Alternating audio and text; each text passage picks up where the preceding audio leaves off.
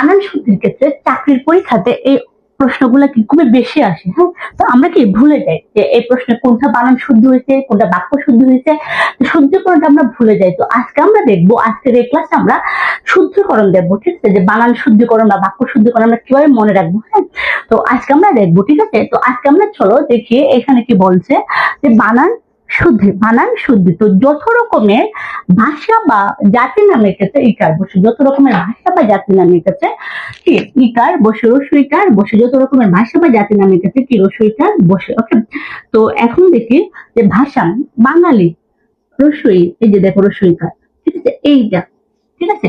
ভাষা বা জাতি নামের ক্ষেত্রে বলতে কি রস্বইকার বসে। ধরো ফার্সি, ফার্সি কি, ফার্সি একটা ভাষা, আর বাঙালি কি, বাঙালি একটা জাতি। ফার্সি একটা ভাষা এবং বাঙালি একটা জাতি। ওকে, তারপর বাংলাদেশি, বাংলাদেশি, ঠিক আছে। তো বাংলাদেশি একটা জাতি, তার মধ্যে কি রস্বইকার বসছে, রস্বইকার বসে গেছে। এখন আরবি, আরবি হচ্ছে একটা ভাষা, ভাষা নামে ক্ষেত্রে রস্বইকার বসছে, এই যে রস্বইকার।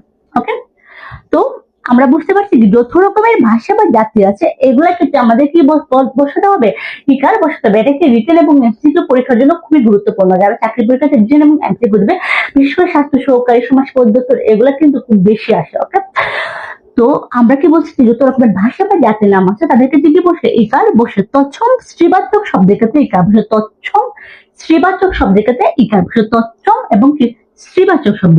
তো স্ত্রীবাচক শব্দ জননী, জননী মা, ওকে, কি রস্বইকার দীর্ঘইকার বসে, ঠিক আছে। তৎসম এবং কি নির্বাচক ক্ষেত্রে দীর্ঘইকার বসে। ওকে, তৎসম এবং কি স্ত্রীবাচক শব্দ, তৎসম স্ত্রীবাচক শব্দে দীর্ঘইকার বসে। ওকে, এই যে দেখো স্ত্রী দীর্ঘইকার, নারী দীর্ঘইকার, তরুণী দীর্ঘইকার, ঠিক আছে। তৎসম এবং স্ত্রীবাচক শব্দের ক্ষেত্রে দীর্ঘইকার বসে। ওকে, এখন মত্তবিধানে রড়ি এবং মধ্যানুসার পর মধ্যাহ্ন হয়, রড়ি এবং মধ্যানুসার পরে কি মধ্যাহ্ন হয়, ঠিক আছে। রি র মধ্যানুসার পরে কি মধ্যাহ্ন হয়, ঠিক আছে। নথ্য বিধানের ক্ষেত্রে, ঠিক আছে, কারণ, কারণ, ঠিক আছে, বর্ণ, ঠিক আছে, এবং সাধারণ, এটা র আছে, র আছে এখানে কি, এখানে কারণের ঠিক আছে, র আছে, এই যে কারণের র আছে, ঠিক আছে।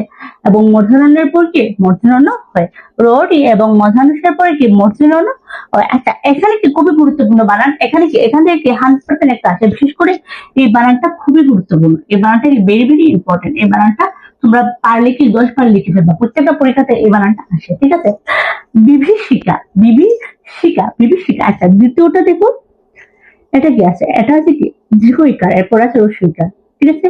এখানে দীর্ঘইকার, এরপর আছে রস্বইকার। এখানে কি দীর্ঘইকার, এরপর আছে রস্বইকার, এবং এটা দীর্ঘইকার, এরপর আছে রস্বইকার।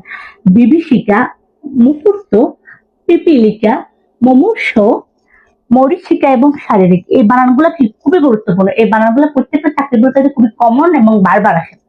তোমরা এই প্রশ্নগুলো দেখে নিবা, এবং যারা বানান সত্যি ক্লাস করছো তোমরা বুঝতে পারছো কিনা, এবং আমরা পরবর্তী ক্লাসে কি আপলোড দিব তোমরা কমেন্ট করে জানাবো।